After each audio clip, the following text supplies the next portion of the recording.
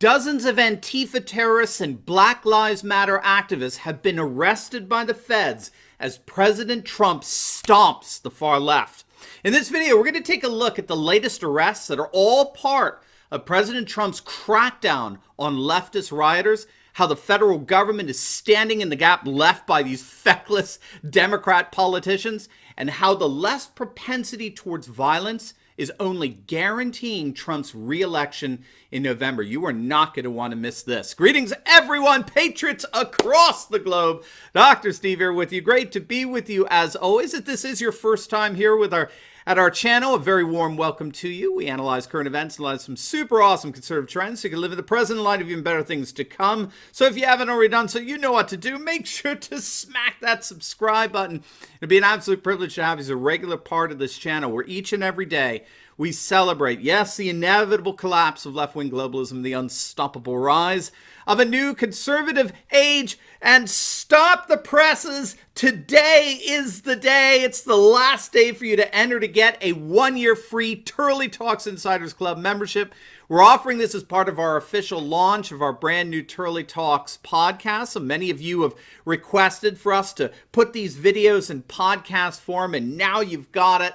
Your wish is our command. You can listen anywhere and at any time now with our special podcast edition. So I'd be so grateful if you'd be so kind as to share the link below with others who you think would enjoy these podcasts. That would be a wonderful double gift, a gift both for us and for your acquaintances. And if you click on the link below and download our new podcast by today, July 8th, by midnight tonight, if you click on that link below by today, you'll be entered to win one of my book bundles, and you get a free Turley Talks Insiders Club membership for an entire year. So you don't want to wait on this one. Just a few hours left. Click on that link below and enjoy our brand new podcast specials and get entered into our free giveaways today. All right, gang, let's dive right in here. Again, some amazing developments have been going on in Trump's counteroffensive against the far left that we've been focusing on here.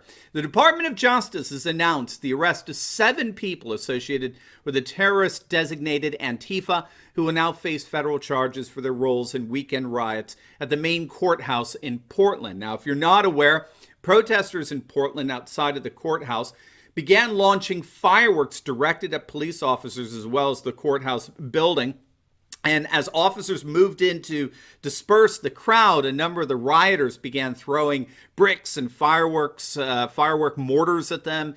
And so the whole thing descended into, your typical violence and disorder and chaos that we've been treated to from our nation's Democrat-ruined cities. And Portland's certainly no exception to this. And so among the numerous arrests were 7 known Antifa members, all of whom have now been charged with federal crimes. Now, keep in mind, one of the reasons the feds have had to step in here is that the ultra-liberal DA, the district attorney there in Portland, he has a penchant for dropping charges against the woke warriors causing so much havoc and destruction in our cities. And so as a hedge against the pattern of liberal Democratic lawmakers selectively abdicating their law enforcement responsibilities, the federal government, under the direction of the Trump administration, has stepped in. They are standing in the gap between the lawless rioters and the feckless left-wing politicians. And now they're arresting and indeed charging Antifa members with federal crimes. All 7 defendants made their first appearance in federal court just the other day on July the 6th and will be tried on a number of federal charges. Now, moving over to Iowa, prosecutors there have charged 2 Black Lives Matter protesters with a rarely used leak charge. That's a charge against those unlawfully sharing classified data with the public. What happened was that 2 BLM activists stole documents from a cop's pockets during a confrontation with the police officer. The document was an intelligence bulletin that included photos of suspects wanted from an earlier Des Moines riot back on June 20th. These BLM activists stole the document and then went on to display it on television during an interview broadcast with a local TV station. Now, why this is so significant is that the charge carries with it a 5-year prison sentence. So the federal government is not kidding around anymore. Well, this is the Iowa City government, I should say. They're not Portland. They seem to be taking matters into their own hands and cracking down on these rioters and vandals themselves without the need of the federal government. Moving over to New York, you may have heard about the 2 radical left-wing lawyers who were arrested for throwing Molotov cocktails at a police patrol car during the riots that broke out in Brooklyn several weeks back. They were indeed arrested, they were caught, and now they are being charged with 7 felonies and are indeed facing life in prison. It'd be fascinating to see what their legal background is going to do with this one. It certainly didn't seem to help them from engaging the most horrific, destructive behaviors we've seen here. But I want to take a second and give you just a sense of just how much the mainstream Marxist media has become apologists for this kind of behavior. Look at this from the NPR, the ultra-left National Public Radio. It's a piece on these 2 lawyers being arraigned on federal charges. Look at what NPR wrote. You ready for this? Federal prosecutors haven't accused Aruj Rahman, 31, or Colin Mattis, 32, of harming anyone that night. But they have indirectly cast the 2 defendants as characters in the favored Trump administration narrative that suggests that last month's violent protests weren't just an eruption of anger from peaceful protesters, but rather the work of dedicated extremists. The favored Trump administration narrative, the favored narrative that suggests that last month's violent protests, what the rest of us would call riots, but regardless, last month's violent protests weren't, and I'm quoting here, all right, this is from NPR, they weren't just an eruption of anger from peaceful protesters. Can you make sense of that? Does that have a semblance of intelligibility for you? An eruption of anger from peaceful violent protest. I just want to reflect on the absurdity of the sentence for just a second. Listen again. I don't know if you heard it, but listen here. The so-called reporter actually claimed that these were violent protests. That's a direct quote. Erupting from peaceful protesters. We now have a mainstream media that actually tells us that violent protests arise from peaceful protesters. If this is not the epitome, the very definition of conceptual absurdity, I don't know what is. No wonder no one takes mainstream media seriously anymore. But frankly, there's something even more seditious about this NPR thing here. If you think it through, and critical thinking is obviously not in fashion today among our political and media elite, but if you take a moment to think it through, what we have to get here is that leftist liberals that comprise today's mainstream media, what we like to call the Marxist media here on this channel, these left-wing activists disguised as journalists, are now openly advocating violence. Our ruling class, our class of professional rulers of which the mainstream media is the communication and propaganda wing, they are openly advocating violence.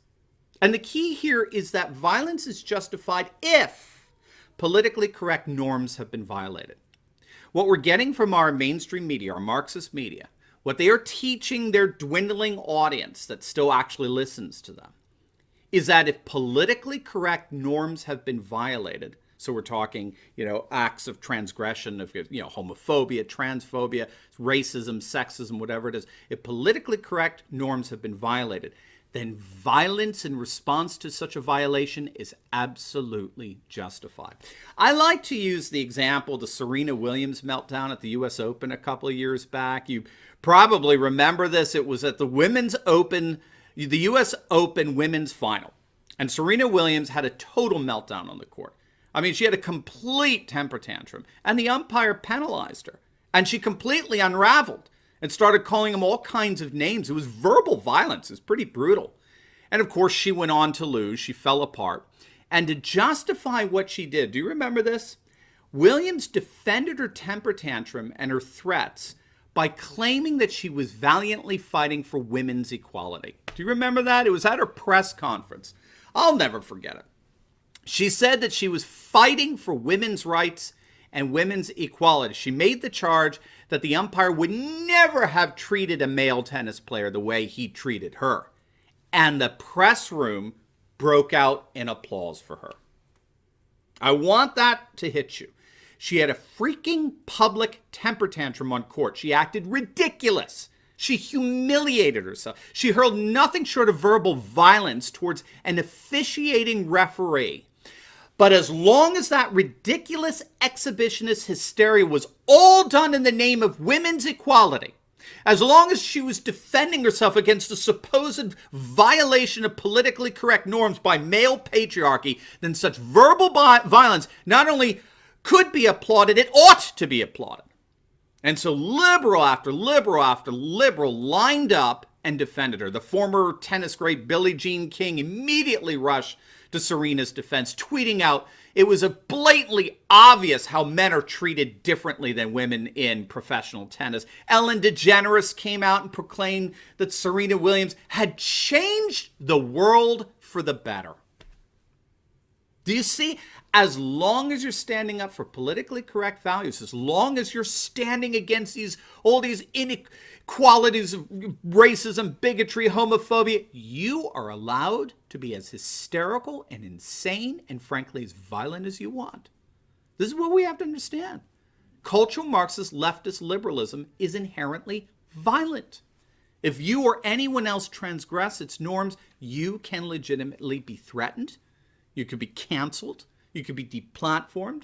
You could be censored. Your businesses can be looted and destroyed. Your cities can be burned down. And yes, you certainly can be personally assaulted. This is precisely what Antifa embodies. Antifa is the justified violence of the left. But the beauty of it all is that the Trump administration is having none of it. I mean, this is why the mainstream Marxist media hates him so much, right? Like Tucker Carlson said the other night, they hate him because they cannot control him. They can't intimidate Trump. So they slander him. They mock him. They disparage him and those of us who are his supporters. But it's not working. The handcuffs are indeed coming out. The prison sentences, jail times are indeed about to be handed out. And these looters and rioters and vandals are about to find out that there is indeed a silent majority in this nation that loves our country, our culture, our traditions. We love law and order that protects them. And President Trump is showing himself to be a faithful defender of that law and order, a faithfulness that will most certainly be rewarded in November. Now, before you go, you will definitely want to check out my latest video I just uploaded on how the tide is turning against Black Lives Matter. They are imploding under the surging violence throughout Democrat-ruined cities. You're not going to want to miss this, so make sure to click on the link, and I will see you over there. God bless.